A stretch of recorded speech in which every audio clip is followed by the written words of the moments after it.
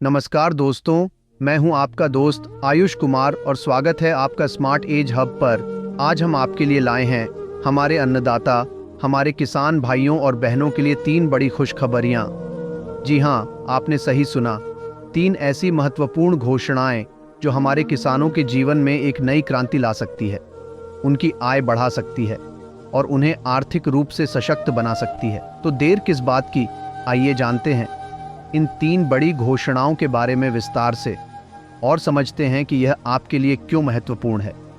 क्या आप तैयार हैं? तो चलिए शुरू करते हैं। शुरू करते आज की सबसे बड़ी खबरों में से एक है, जय किसान को मिली 26.5 करोड़ की फंडिंग।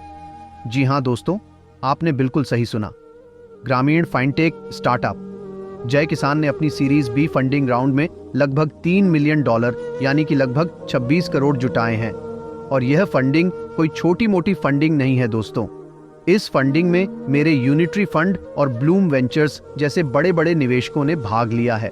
ये नाम सुनकर ही समझ आता है कि जय किसान कुछ बड़ा करने वाला है। लेकिन जय किसान करता क्या है?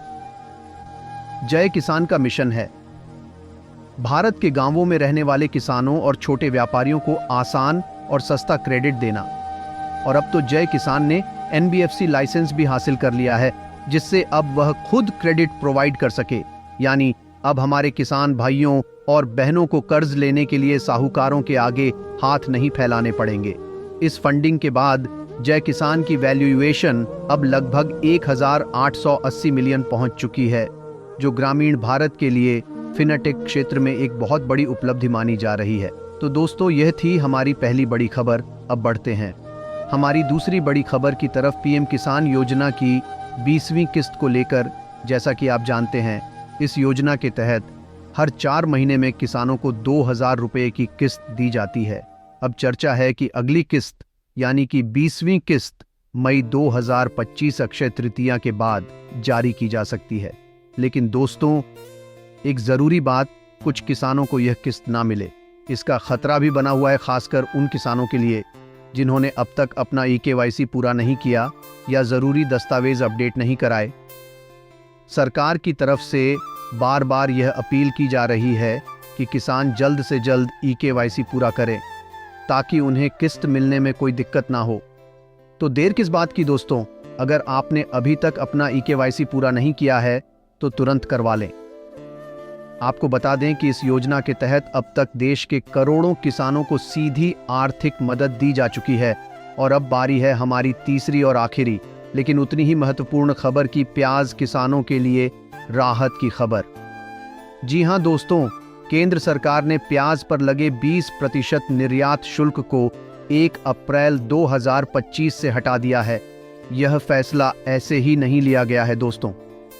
दरअसल इस बार रबी सीजन में प्याज का रिकॉर्ड उत्पादन हुआ है। अनुमान है करीब 2,27,000 मीट्रिक टन, जो पिछले साल से 18% ज्यादा है। अब जब इतना उत्पादन हुआ है तो जाहिर सी बात है कि प्याज के दाम गिरेंगे, लेकिन सरकार ने ऐसा नहीं होने दिया।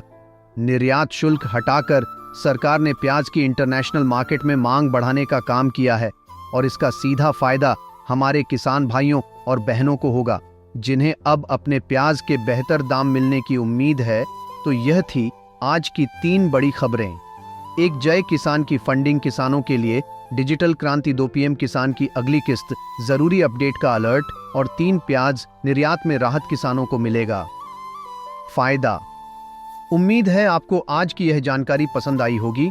ऐसे ही लेटेस्ट अपडेट्स के लिए जुड़े रहिए स्मार्ट एज हब के साथ।